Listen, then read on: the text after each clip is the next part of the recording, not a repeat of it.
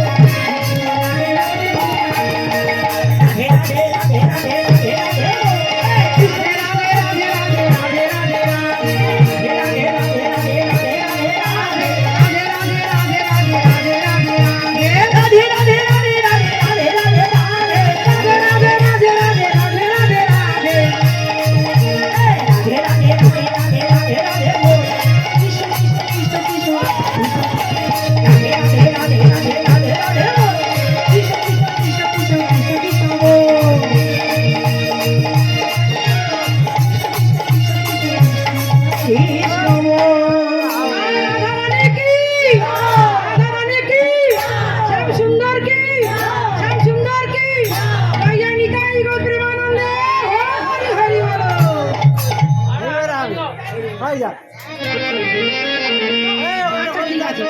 छोटी छोटी गैया পরে পরে পরে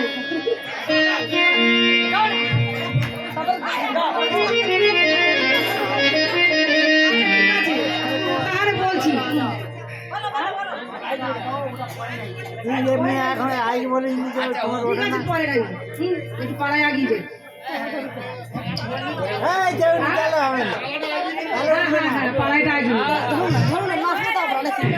তা ভগবান কি করলেন না নারদের সঙ্গে কথোপকথন হচ্ছে নারদের সঙ্গে কথোপকথন হচ্ছে বলছে নারদ নারদ আমি তো প্রভাসের যজ্ঞ করব তা আমাকে একটু অনুমতি দাও বলছে প্রভু আমি অনুমতি দেওয়ার কে হ্যাঁ না প্রভু তুমি তো হরিনাম করো হরিনামের ভক্ত তা তুমি আমায় অনুমতি দাও ভগবান দেখুন ভক্তকে পরীক্ষা করছে যেমন ভগবান তিনি ভগবান ভাবছেন না তিনি ভক্তের কাছে বলছেন নারদের কাছে নারদ তুমি অনুমতি দেন বলছে আমি কেমন করে অনুমতি দেব প্রভু প্রভু হে বলছে নারদ তুমি অনুমতি দাও আর এই বৃন্দাবনে সব জায়গায় নিমন্ত্রণ পত্র দিয়ে এসো নিমন্ত্রণ পত্র দিয়ে এসো তা দেখো নারদ সব জায়গায় যাবে একমাত্র বৃন্দাবনে আমার পিতামাতার কাছে যেও না নারদ বলছে পিতামাতার কাছে যাব না এ কি প্রভু বলছে না পিতামাতার কাছে যাবে না কেন যাবে না জানো বলছে কেন কই বলো তো দেখি নারদ তখন বলছে বলো প্রাণ গোবিন্দ বললেন হে নারদ বাল্যকালে আমি নারদ গো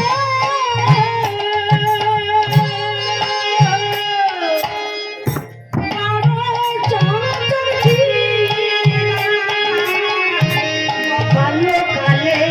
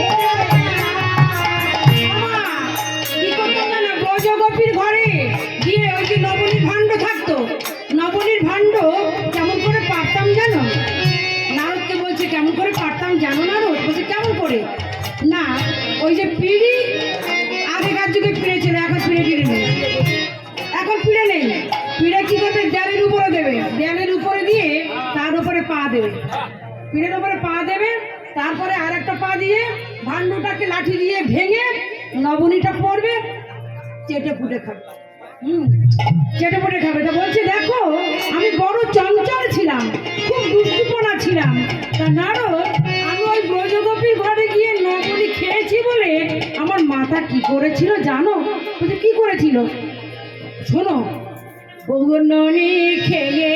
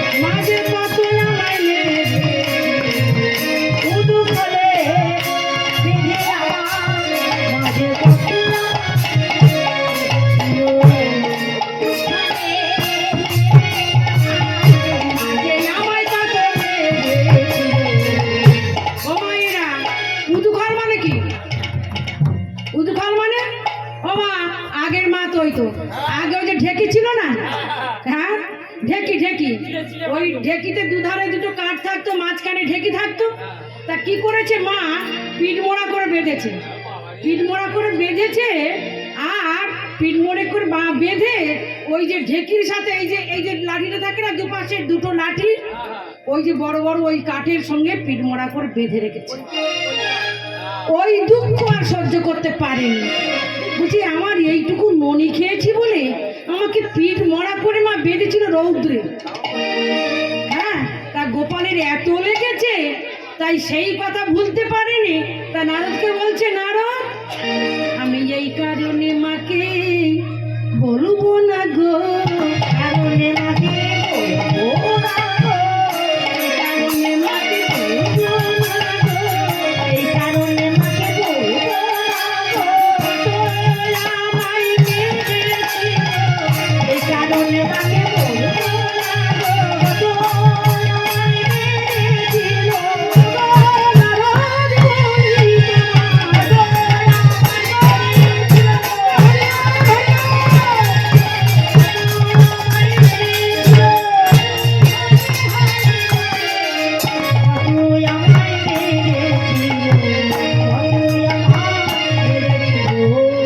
এত মেরেছিল, আমি কাঁদতে কাঁদতে না আর আমার দম ছিল না। তা ওই কারণে আমার মাতা পিতাকে আমি নিমন্ত্রণ করব না। দেখো এদিকেই দাদা বলরাম বললেন, এই যে দাদা বলরাম বলছে, দেখ এখানে যে যজ্ঞে আমার মাতা পিতার নিমন্ত্রণ নাই, সেই যজ্ঞে কিন্তু আমি থাকবো না, থাকবো না, থাকবো না। তুই থাকবি না? তখন চিন্তা করছি যে যেখানে দাদা নাই, যেখানে আমার মাতা পিতা নাই, তাহলে সেই যজ্ঞটা আমি একা তো করতে পারি না, করতে পারি না। তখন আস্তে আস্তে চিন্তা করে দেখছি, এই মাতা পিতাকে বলতে গেলে তাহলে আমার নারদকে পাঠাতে হবে। দাদার কথা শুনে আবার নারদকে পাঠালেন, যাও নারদ, এই বৃন্দাবনে সারেবাগ্রে আমার মাতা পিতাকে নিমন্ত্রণ করে এসো। মাতা পিতাকে নিমন্ত্রণ করে এসো, তারই পরে এই বৃন্দাবনে ব্রজবাসীদের ঘরে ঘরে নিমন্ত্রণ করবে। তাই নারদী আমার কি করলেন, সর্বাগ্যে মাতা পিতার কাছে গোপালের প্রণাম জানাইলেন। মাতা তো আলু থালু পাগলিনী হয়ে গেছে, কাঁদতে কাঁদতে, কোথায় গোপাল, কোথায় আমার কৃষ্ণ গেল, গোপাল, গোপাল, গোপাল তো নাই। গোপাল সেই যে প্রভাস ক্ষেত্রে, প্রভাস নদীর তীরে, সরজু নদীর তীরে গোপাল আমার সেখানে যজ্ঞ করছে। গোপাল রে ফিরে আয়, গোপাল ফিরে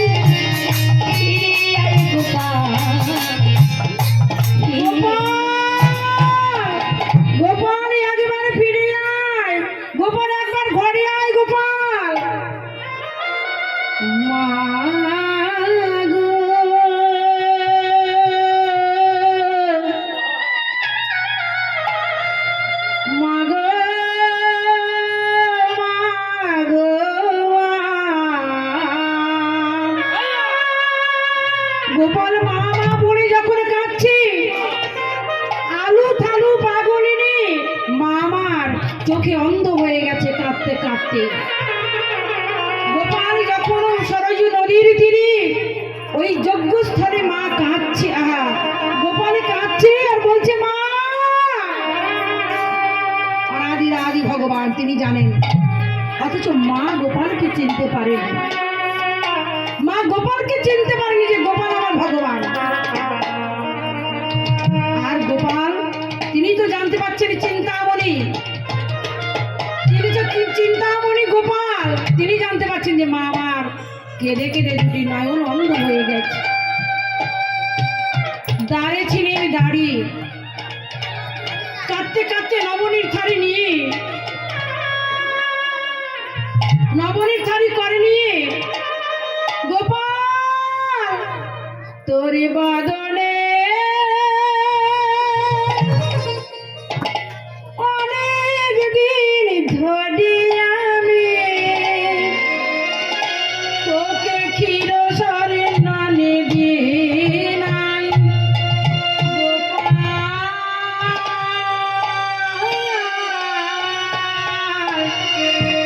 গোপাল ননি আরে আরে গোপাল ওরে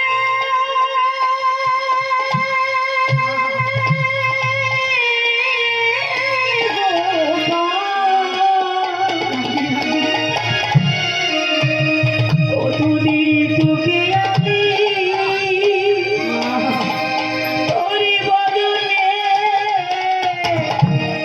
তোর বদনে আমি গুনে দেই না। গোপাল একবারে আয় আমার বক্ষে আমার তাপিত প্রাণ শীতল করিব, তাপিত বক্ষ আমি জুড়াব আমার এই বক্ষ, তোকে জড়ায়ে ধরে আমি তাপিত প্রাণ শীতল করিব।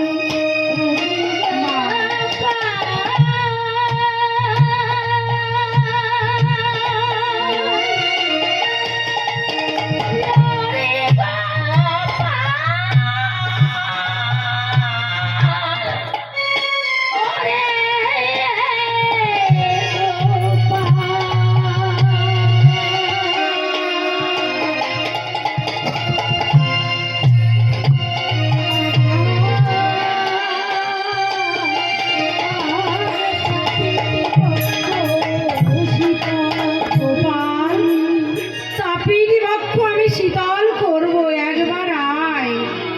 নবনীর শাড়ি নিয়ে মা দাঁড়িয়ে আছে দাঁড়িয়ে। ঠিক এমতো সময় নারদ মুনি আবার কি করলেন,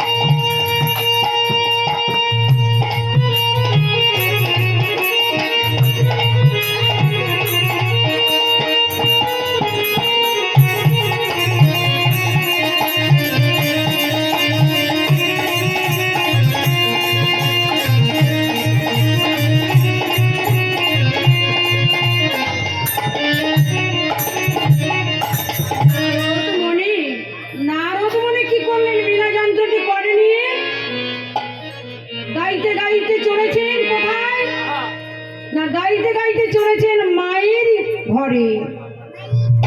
মায়ের ঘরে চলেছে, যখন দেখে আলু থালু পাগলেনি মায়ের অঙ্গ যেদিক সেদিক হয়ে যাচ্ছে, দুটি নয়ন বিগলিত অশ্রু ধারা হয়েছে। ও মা, দূর থেকে যাচ্ছে মা গো, মা গো,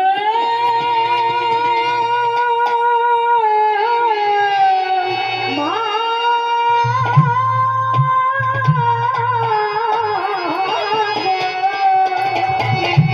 নারদ মুনি যখন ডাকলেন মা গো, মা গো, মা গো,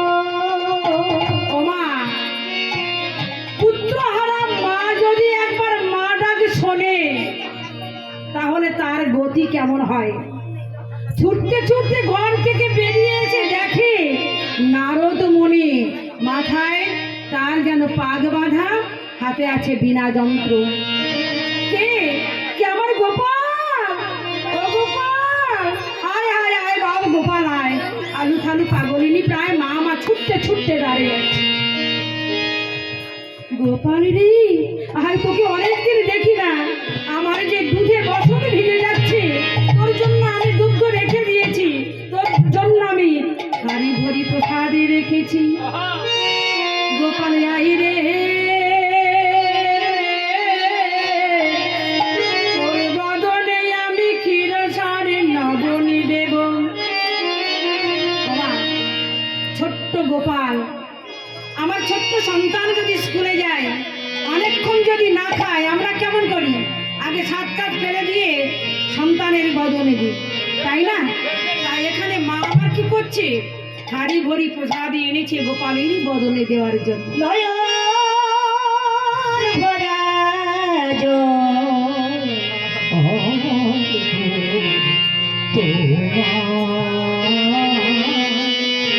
আঁচল ভরা ফুল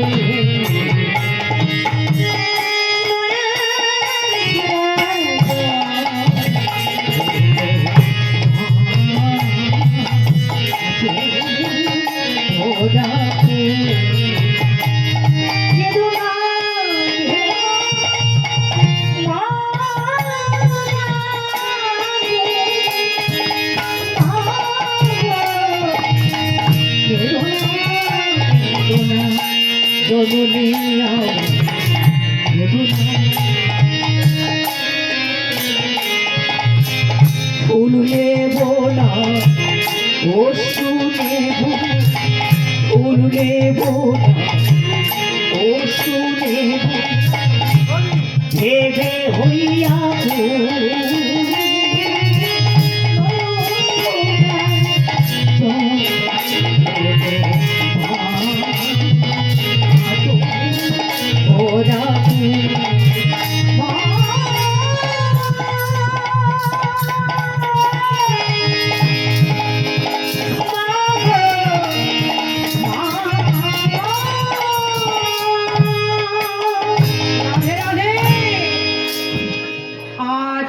নবনীর থারা, নবনে থারিয়ে এনে গোপালেরই বদনে দিচ্ছে আমার মা। যখন দিতে যাবে নারদ আমার বলছে, ও মা, তুমি কাকে ননে দিচ্ছ? আমি তোমার গোপাল নই, আমি তোমার গোপাল নই। গোপাল নয় না মা, আমি তোমার গোপাল নই, আমি তোমার গোপালের দাস নারদ। তোমার গোপালের দাস নারদে এসেছি।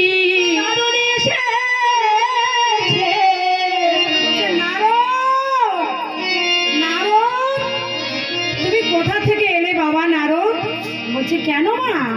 আমি তোমার গোপালের কাছ থেকে এসেছি। গোপালের কাছ থেকে যদি আসো, তাহলে বাবা তোমার ওই কচি করগুলো আমার বক্ষে বুলায়ে দাও। তুমি তো আমার গোপালের কাছ থেকে এসেছো, তুমি তো গোপালকে চরণ সেবা করেছো, তা তোমার ওই 2টি হাত আমার বক্ষে একবার বুলায়ে দাও বাবা। কারণ ওই হাত বুলাতে চাইছে কেন?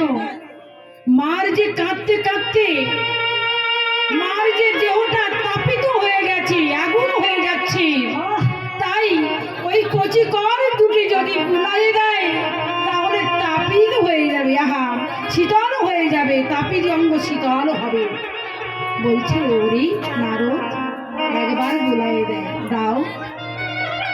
নারদ বলছে, না মা, আমি হাত বোলাতে পারবো না। তা তুমি একটা কাজ করো। বলছে, কি কাজ? তোমার এই আঙিনায় তোমার গোপাল তো কত নৃত্য করেছে, কত খেলা খেলেছে, কত যে নেচেছে, কত যে কৃষ্ণ নাম করেছে। ও মা, মাগো, তুমি এক কাজ করো না, তুমি এক কাজ করো, ওই আঙিনায় শুয়ে একবার গড়াগড়ি দাও। তোমার ওই আঙিনায় শুয়ে একবার গড়াগড়ি দাও, তাহলে তোমার ওই তাপিদি অঙ্গ শীতল হবে। নারদের মুখে এই কথা শ্রবণ করি মা বলছে না না না না না না কিছুতেই আমি শুয়ে গড়াগড়ি খাবো না। কেন মা? ওই আঙিনায় আমার গোপালের চরণে ধুলি পড়ে আছে, পড়ে আছে। ওই আঙিনায় যদি আমি শুয়ে গড়াগড়ি দিই তাহলে আমার গোপালেরই অমঙ্গল হবে, তাই না? ওই আঙিনায় তো গোপাল খেলা করেছি, গোপালের চরণ ধুলি যদি মায়ের রঙে লাগি তাহলে গোপালের তো অমঙ্গল হবে। তা বলছে না না না না না, আমার গোপালের অমঙ্গল হবে, আমি শুয়ে গড়াগড়ি দিতে পারবো না। তাই বলছে মা একটা কথা বলি শোনো। কি কথা বাবা বলো? মা গো ভালো করে শোনো। তোমার গোপাল সরজ নদীর তীরে প্রভাসী ক্ষেত্রে প্রভাসী যজ্ঞ করছেন। মা গো আমাকে পাঠালো তোমার কাছে নিমন্ত্রণ করতে, তাই আমি নিমন্ত্রণ পাত্র নিয়ে এসেছি। পিতানন্দ ঘোষ এবং তোমাকে আমি নিমন্ত্রণ করছি গোপালের হয়ে, এই যজ্ঞ দর্শন করতে যাবে। মা গো যজ্ঞ দর্শন করতে গেলে গোপালের দর্শন হবে। রাধে রাধে। তাই তখন মা ওই নারদের কথা শ্রবণ করি আলু থালু পাগলিনী প্রায় নবমী খালি করে নিয়ে মা আমার